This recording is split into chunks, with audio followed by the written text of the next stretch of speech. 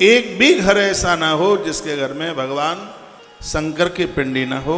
दर्शनम स्पर्शम, उनका दर्शन करें, उनका स्पर्श करें, एक लोटिया जल चढ़ाएं तो संपूर्ण पाप जल करके राख हो जाते हैं। ऐसे भगवान शंकर हैं। संध्या काल में सभी देवता शिवलिंग की पिंडी में आके विराजित होते हैं।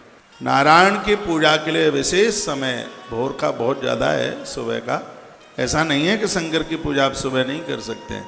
संध्या काल में महादेव के मंदिर में दिया जलाने से घोर अज्ञान समाप्त हो जाता है।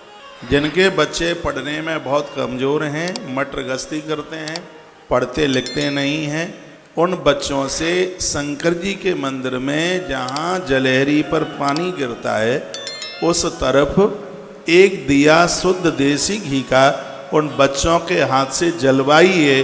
किताबी ही ज्ञान नहीं, उन्हें सामाजिक ज्ञान भी उनके माथे में आके बैठ जाएगा। छोटा सा उपाय है बस। कितना सा करना है? संध्या के समय में बच्चे के हाथ से दिया जलवाएं और जहाँ पर जलेरी, जहाँ पानी गिरता है उस साइड में एक दिया बच्चे के हाथ से आप जलवा करके रखवाइए, वह विद्वान हो जाएगा। ये जितने भी बहुत बड़े विद्वान हुए हैं, मैंने इनके इतिहास और जीवनी पढ़ी है, ये भगवान शिव के भगत। एक दिन मैं ये सोच रहा था कि बाबा तुलसी को इतना ज्ञान कैसे हो गया। आज से 1.5 साल पहले की बात है।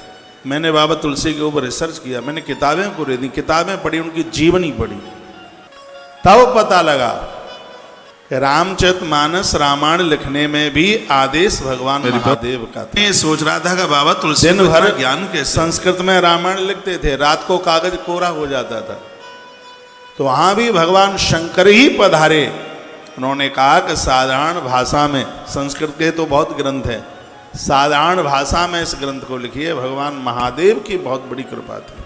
अध्यात्म गुरु तो तुलसी बाबा के भगवान शंकर ही थे और उन्होंने भगवान शिव की बड़ी प्रार्थना की है। और जब वो रामायण भी लिखते हैं, जहाँ से राम जी की कथा, जहाँ से बिल्कुल स्तुतियाँ करने के बाद और जब वो रामायण का चैप्टर आरंभ होता है तो वो भगवान शिव को ही प्रणाम करते हैं। सादर से वही नाय अब माथा, सादर से नाय अब माथा, वरनहु विसर राम गुण सादर से वही नाय अब माता, सादर से वही नाय अब माता, वरनहु विसर राम गुण गाता, सादर से वही नाय अब माता, वरनहु विसर राम गुण गाता। राम जी की कथा कहते हैं और शंकर जी के विवाह से कथा को आरंभ करते हैं। इसका मतलब है कि बाबा तुलसी शंकर के बहुत बड़े भगत हैं।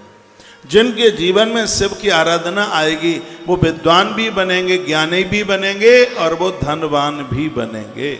भगवान शिव की कृपा है। जिनकी दुकान ठीक से नहीं चलती, आवक कम है और मेहनत ज़्यादा है, आप कर लें तो कर लेना, चांदी का एक पान का पत्ता बनवाना और चांदी की एक सुपारी बनवाना, इन दोनों को महादेव के नाम से, सुपारी गणेश का प्रतीक है और पान का पत्ता माँ भगवती लक्ष्मी को बहुत प्रसन्न करता है।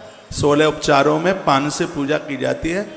ये श्रीवर्धक है ये, और इसको अपने खजाने में, जहाँ आप अपना गोलक रखते हैं दुकान में, मैं कहूँगा बहुत बड़ा फायदा नहीं होगा तो गारंटी है आपका घाटा कुछ भी नहीं होगा।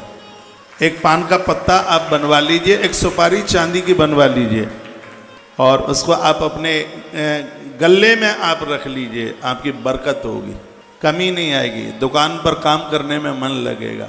करके तो देखिए आप। और ये सब बातें साथ सम्मित हैं। मेरे पास कोई जादू टोना टोटका ये सब चीज़ें नहीं हैं। ग्रंथ में जो पढ़ते हैं वो आपके बीच में वो रख देते हैं।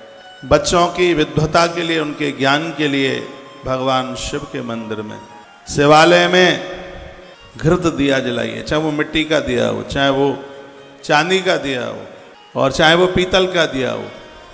ये बहुत ज़्यादा ज्ञानवर्धक है। ये रोने लगी, सैकड़ों अश्वमेध यज्ञ, सैकड़ों वर्ष तक गंगा स्नान भी मेरा उद्धार नहीं कर सकता। उस समय उस ब्राह्मण देवता ने कहा, देवी एतस्य पुराण से कथा श्रवणतो यथा जायते चित्त शुद्धरीन तथा नेत्र उपायत। शिव पुराण की कथा तुमने एक दिन सुनी है जिसमें तुम्हारा चित्त शुद्ध हो गया है। मैं तुम्हें पूरी शिव महापुराण की कथा सुनाऊंगा। महादेव निर्मो त्वाग्रह देमा, भगवान महादेव की अनुग्रहता तुम्हारे पास होगी, तुम्हारा कल्याण होगा।